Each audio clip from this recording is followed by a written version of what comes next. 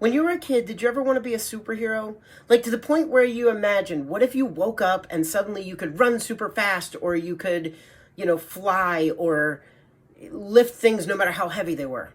I did. I wanted to so bad that every single morning I would test things out. For a couple of years, I would test things out just to see okay, can I lift up this truck? No. I always wanted to though. And I think it was really cool that as a kid, growing up in the late 80s, early 90s, there was a TV show that allowed me to kind of vicariously live through a character. That character is Andrew Clemens. If you don't know what I'm talking about, I hope this rings a bell. There was a TV show called My Secret Identity.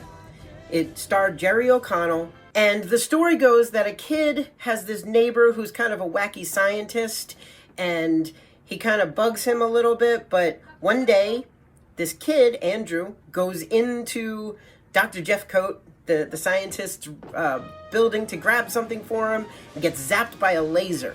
And this laser gives him superpowers. He's able, sort of, to fly, and he's able to run super fast, and he can lift things, and he's invincible to a point. And it was such a great, silly show. It definitely wasn't a masterpiece, but it was a huge part of my childhood. So they went through different scenarios where he lost his superpowers at one point, and they were trying to find ways to actually bring him back to normal, although he didn't want to, of course, because, would you want to get rid of superpowers if you got them out of nowhere? So I just found out that this show, which ran from 1988 to 1991, it ran 4 seasons, the creator, when he was coming up with ideas to pitch for the show, he was told that they wanted a TV show, like a sitcom it had the atmosphere of Back to the Future. And what he wanted to do was take the odd best friends relationship that Doc and Marty had, make it a little bit more realistic. He made Andrew Clemens a little bit more annoying to the doctor, to the crazy scientist.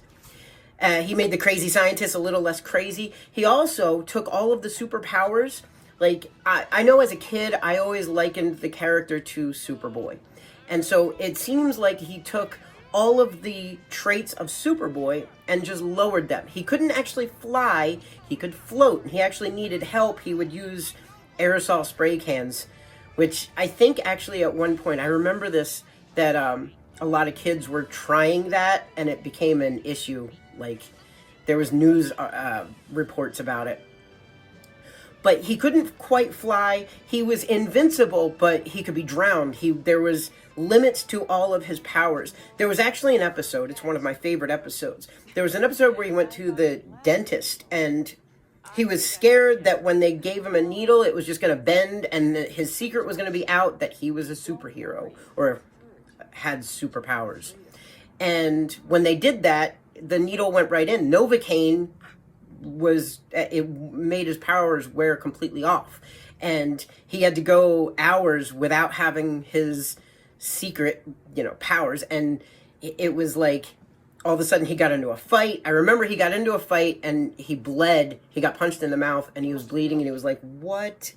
It was a shock to him. Eventually they did come back. It was a really great show. I highly suggest, if you haven't seen it, check it out. One of the biggest things, one of my favorite things that still to this day, sticks with me, is the theme song.